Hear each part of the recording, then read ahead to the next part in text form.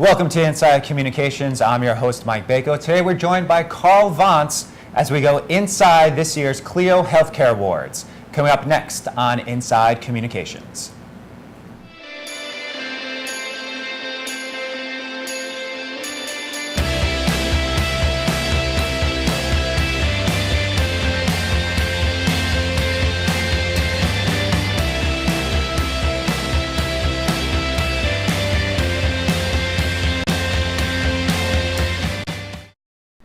And we're joined today by Karl Vontz. Karl, thanks for joining us. Thank you. The CLIO Healthcare Awards is an outgrowth of the CLIO Awards. Tell us a little bit about the CLIO Healthcare Awards. So the CLIO Healthcare Awards are really focused on work that's regulated by the FDA.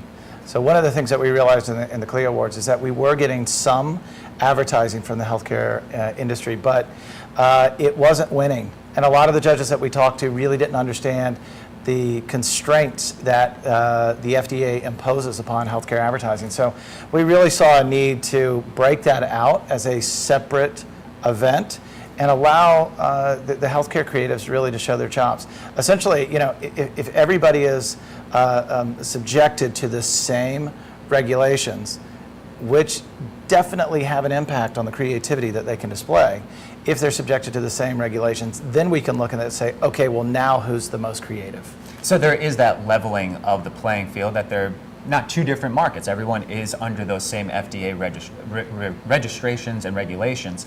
Tell us a little bit about how that affects their creativity, how they market, how they do their ad campaigns, and even how they interact with people in social media. We know that that is a real challenge that's coming up with a lot of these campaigns. Right, well, everything that you do with the FDA, it has to go through Washington, right? And so when any of these guys are looking to advertise a product, you can't simply go out and say something is stronger, faster, better without having clinical trials to prove it. And of course that takes years to do. So they need to be out marketing it before they can say those things.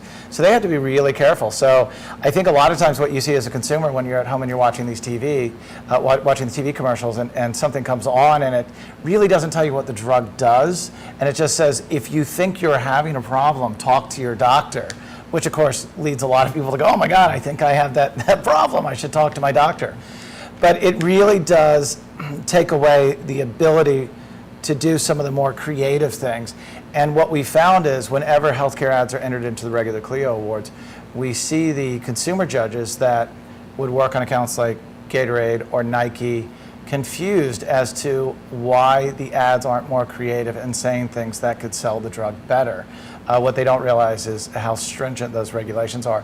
And of course, we all know that once you say something positive about the drug, you have to turn around and say all those horrible things that the drug could possibly do to you, make your eyeballs fall out and things like that. So certainly that's an FDA issue. How does it affect international companies, international campaigns? Certainly the judging is also international. How does it, from region to region, country to country, how is that an issue in terms of the judging? Yeah, you know, it was a real concern for us when we first went international with this, because we tested out doing the CLIO Healthcare Awards first here in the United States, specifically with the FDA in mind. And we thought once we tackle that, we'll take a look at what we need to do internationally. It was a worry that the regulations are different from country to country. And I think you probably know that there are certain countries where regulations are really lax. When you go down to Mexico, you can get codeine over the counter. But the way in which we set up our categories, it allows codeine to be considered an over-the-counter drug. So it's not in the same category as a drug that requires a prescription from a doctor. So essentially, we have leveled the playing field, and we also know that our judges are sophisticated enough to know that if you're looking at an ad from Mexico, the regulations aren't as tight. But the real meat of it comes down to the fact is we're really judging for the big idea. We're looking for originality. We're looking for creativity. We tell the judges, this isn't about your personal feelings towards the drug. It's not about the effectiveness of the drug. It's not about the sales of the drug. It's not about the company the drug is made by. It's only about the creativity of the ad. That's it. So we take a look at that, and you find that when you're looking for good ideas, they come from just about anywhere. You mentioned the judging. How is it picking the judges, having them make their decision? I know that you've brought in an interactive element in terms of having them actually speak on camera about why they liked particular award winner. Tell us a little bit about that interactive component with the judges. Yeah, I think one of the big things with award shows is there's always this mysterious panel of people that pick the winners. And I think it's wonderful to win, but what's really going to help people raise the bar in the industry for the following years is knowing, why did they win? What can I do next year to produce award-winning work? So we don't allow the judges to say anything confidential about the judging process, but what we do allow them to say is what kind of trends they were seeing and what was making work great this year and what was groundbreaking.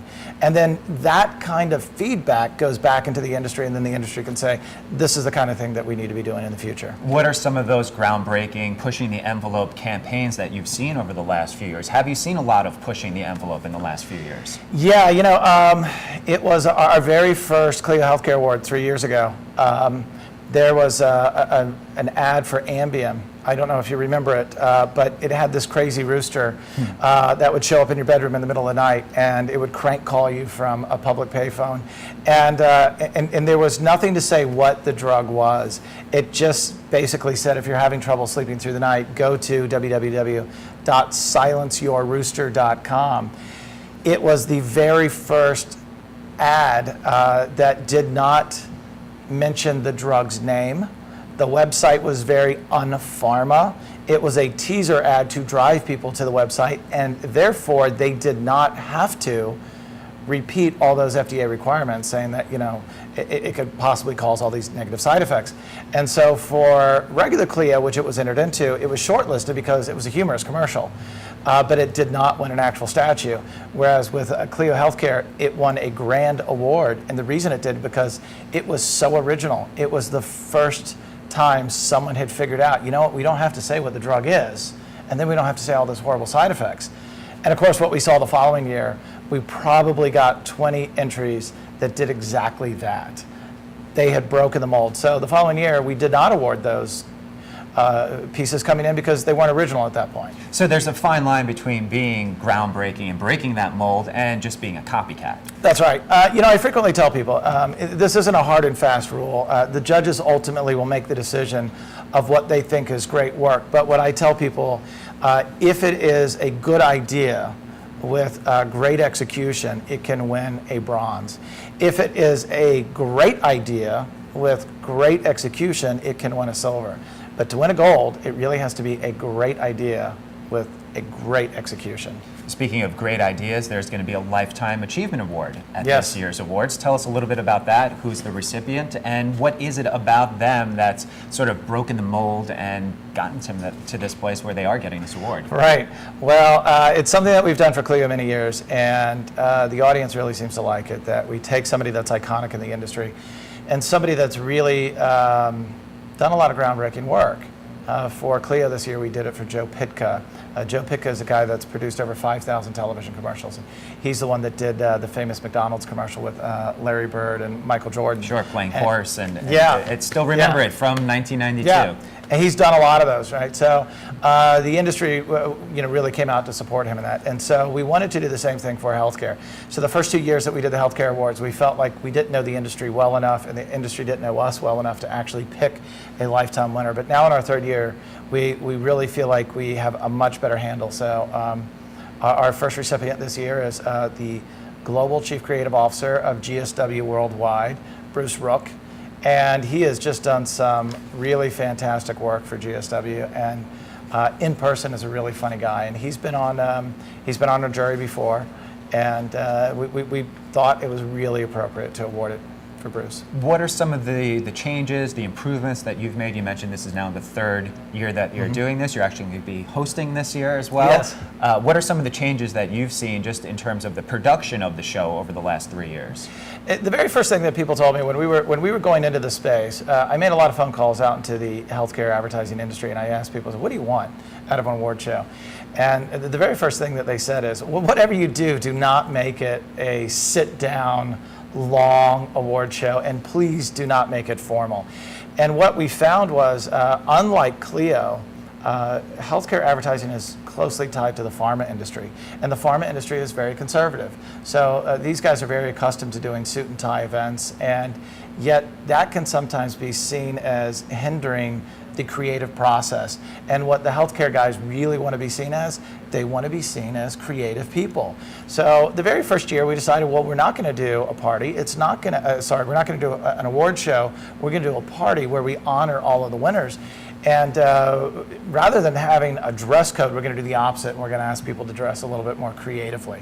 So we had some people show up in kilts and people with foxes around their necks and things like that. Certainly opening the door for a lot of crazy outfits if you use the word creative with wardrobe and advertising people. Yes, and they loved it. And what they really felt, it was refreshing. And so what we like to tell people is we're very serious about our awards, but we're a lot of fun when it comes to our award show. So that was our first year. And the second year we decided to take it a little bit farther, and the theme that year was underground art. And so we brought in a bunch of street artists to do graffiti in a basement, a bar, and it was all medical graffiti. And so when you first got down there, it just looked like regular graffiti until you looked around and said, oh my God, it's pills, it's all sorts of medical stuff. We really wanted to make it a lot of fun, but a lot of people said, as fun as that was, we feel like you need to focus a little bit more on the work. So we think we found something this year that we're excited to show the audience, and that is we're going to do a very short sit-down award show in a movie theater where we can really put up the work on a big screen with wonderful sound, and we're going to go through the work enough to show everybody what the winning pieces are, but we're not going to have everybody come up to accept awards. So that way I can get them out of the movie theater within an hour. They've seen all of the winning pieces. We've shared it with all of their peers in the industry. And then at the after party, we have what we call the trophy bar. And that's where you can go and get your statue. And even leading up to the event, you take a lot of time and effort and production value into starting off with a great introduction, a great sizzle reel. Yeah, we do. We have a lot of fun with it. We take pieces of all of the work that was entered, and we really bring that energy level up, and we really want to let people know this is a well-produced event. This is fun, because at the end of the day, what it's about, it's honoring the work and honoring the winners. And there's more than one way to do that than to bring them up on stage and have them give a thank you speech, right? So we also take that quality production online and make sure that we make it accessible to everybody in the world, because this is international. So not everybody can come to the award show. There was a time many years ago where the only place you could see the work was to come to the award show. But now we really use the internet to make sure that if there's a winning commercial, if there's a print piece, we use our social media with Facebook and Twitter and LinkedIn, and we really do everything we can to blog about this stuff and get people talking about the work. And that is what honors the winners, if a lot of people are talking about them. And how is that dialogue going in terms of bringing in the social media? Right now, if you're not doing social media, people are going to look at you with a weird eye to say, okay, wait a minute, they're highlighting all these things that are going on and being very progressive, but they don't have a social media campaign. How has that been in terms of building that campaign? Well, there's good news, bad news there. The good news is we're getting a lot better at it, and we're really using it to our advantage. The bad news is because of the FDA regulations, social media is slowing down for the healthcare industry, because the FDA is getting involved in saying what people can and can't say. So it's not as much activity in social media as you see in regular consumer advertising. But let's face it, we're all connected all the time now. So it's still one of the best ways for me to disseminate information about our content, to show the winners and to say this is what our judges think is really great work. And if someone wanted to get connected with the CLIO Healthcare Awards, where do they find you online? When are the awards? Where are they taking place? So online, you can go to CLIOHealthcare.com. For the consumer awards, it's CLIOAwards.com. If you want to go to Facebook, where we're posting a lot, it's Facebook.com/CLIO Awards. Right? It's going to be Thursday, November 10th, here in New York. Okay. Karl, thanks for going inside communications with us. Thank you so much. I appreciate it.